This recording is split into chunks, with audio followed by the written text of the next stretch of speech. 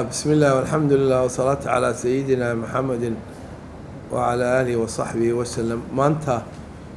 wafdi isugu jirta baarlamaanka federaalka iyo wafdi sare oo ka timi koonfur galbeed dowlad goboleedka koonfur galbeed baa waxay maanta u kicitimayaan magaalada Gaalkacyo waxaana u socdaan arrintii ka dhacday Gaalkacyo ee dad badan lagu laayay dib u heshiisiinteeda xalinteeda iyo sidii dadka meesha ku dhintay ay cadaalad u heli lahaayeen waa arrin run ahaantii Soomaaliya oo dhan taabatay baarlamaanku guddigu u saaray isagoo arkay in arrin aad iyo aad muhiim ugu ah ummadda Soomaaliyeed in daawo loo helo arrintaas si ay ugu noqoto tusaale Soomaalida kale gobolada degan Soomaalidu meel walba wada degan tahay dowlad goboleed walba dad Soomaaliyeed oo kala duwan baa degan dhacdadaas markaasayna dib ugu dhicin ayaa la rabaa in daawadeeda la helo wafdi baa naga sii horeysay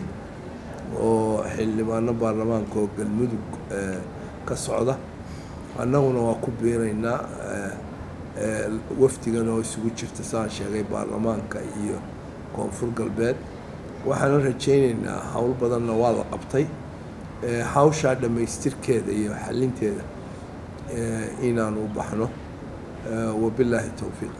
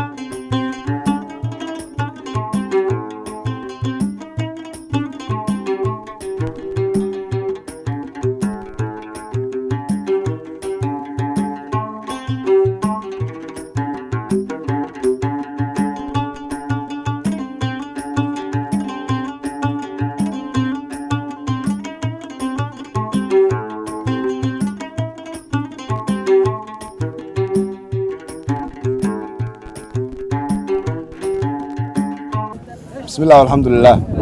والصلاة والسلام على رسول الله قلبته waxaan halkan ku soo dhaweynaynaa wafdi loo xil saaray dhacdadii 14 bishan ka dhacday magaalada Gaalkacyo oo isku jira heer federaal iyo heer maamul goboleed koonfur galbeed gudoomiyaha mudane Axmed Jaamac Jingeli ku soo dhawow magaalada Gaalkacyo dadkan idin soo dhaweeyay waa reer Gaalkacyo dhamaantood ama baydhabo ha ku dhasho ama Gaalkacyo ku dhasho laakiin reer Gaalkacyo waan ku soo dhaweynay waxaan leenahay soo dhawaada madaxdii inta bandeed way maqan tahay laakiin berri bay imaanayaan hadii ilaahay misaan waana wada hadasheen baan rajaynayaa aad iyo aad baan ugu faraxsanahay inaad noo timaadaan oo aan halkaan idinku soo dhaweynay galabta assalaamu calaykum waraxmatullaahi wabarakaatu bismillaahi raxmaani raxiim alxamdulilaahi rabbil caalamiin wasalaatu wasalaamu calaa sayyidina maxamed annagoo heer gobol iyo heer degmo isugu jira waxaan soo dhaweynaynaa wafdiga uu hogaaminayo Jingeli oo runtii ay ka soo horeeyeen xildhibaano kale oo senator Cabdi Qaybdiid hogaaminayay oo ay u socdeen dhacdadii ka dhacday 14 bishan Gaalkacyo wixii dhaawacana kulli xamar baan u dirnay wixii dhintana Allah u naxariisto wixii wada hadalna waxa wada yeelan doona senatarada ka soo jeeda deegaanka iyo koonfur galbeed waxaan rajaynayaa inay galmudug mar walba ay u taagan tahay inay xalliso khilaaf wax kasta oo ku yimaada deegaankeeda sababtoo waxa weeye waxaanu sameynay odayaal dhaqameed haday noqoto haddaan heer maamul noqono waxaanu sameynay inaanu dardar gelino si wanaagii waalnimada naga dhaxan jirtay ma filayn mana dhicin weli Gaalkacyo dhacdada aanu kaleeto in koonfur galbeed ama qof kasta oo bini'aadam lagu geysto waxaana wixii dhinta Allah u naxariisto waxaan noolna waxaanu ku maarin doonaa khilaafkan wixii aad ku xallisin aniga madaxda kale ee idinla joogta waxaan ku soo dhaweynayaa gudoomiyaha wafdiga wata mudane Cali ku soo dhawow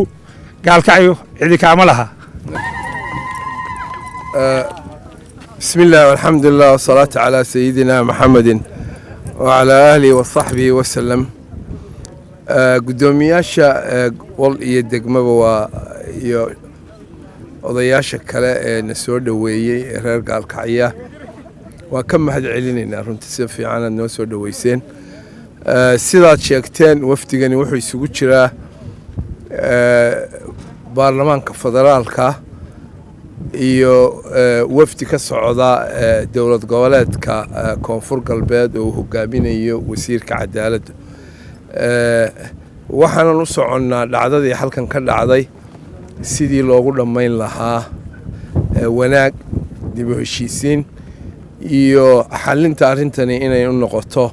tusaale fiican Soomaalida kale oo dhan runtii walaac badan bay dhacdadaasi abuurtay laakiin sidii aad sheegtay wafdigii naga soo horeysay ee uu hogaaminayay Generaal Cabdi Qaybdiid senator Cabdi Qaybdiid iyo odayaal dhaqameedka iyo waxgaradka iyo maamulka galmudug ee halkan hawshii ay ka qabteen aad iyo aad baan ugu faraxnay dabcan intaan joognana wada hadalla kolley baynu yeelan doonaa arrintaas in wanaag lagu dhameeyo ayaan u soconnaa in aynu tusaale fiican u noqonno Soomaali inteeda kale cadaas markii hore runtii ma farxad gelin dadka laakiin wax walba xal bay leeyihiin xalkaasina waa inuu noqdaa mid wanaaga ka talinaya dib u heshiisiinna salka waaya Soomaali meel walba wada degan tahay wanaag iyo sharaf bayna ku degan yihiin markii horena dadka koonfur galbeed iyo kuwii kale ee gobolada kale ka yimi wanaag baa lagu soo dejiyay magaaladan oo waa ka warhaynaa iska nasiib darro baa dhacday nasiib darradaasna xal bay wax walba leeyihiin marka xalkaasaan u soconnaa biidnillaahi kariim waa idinla joognaa dhowr casho waxaan rajaynaynaa in innaga oo dhammaanteen mabsuud ka ah natiijada ka soo baxda inaynu kala tagno bismillaahi raxmaani raxiim meebaan mahadnagay wufuudda dadkii hadhawaay oo reer galmudug maamulsho iyo heer gobol iyo heer degmo dhatiyo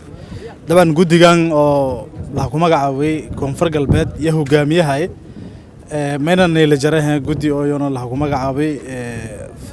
baarlamaanka federaalka dabcan walawna dararna may buu dhacdaday 140 balloon ku dheeday magaalada oo gaalkacyo dhacdo kastana dheeda may baa lambahanya ogolaasho iyo in la xaliyo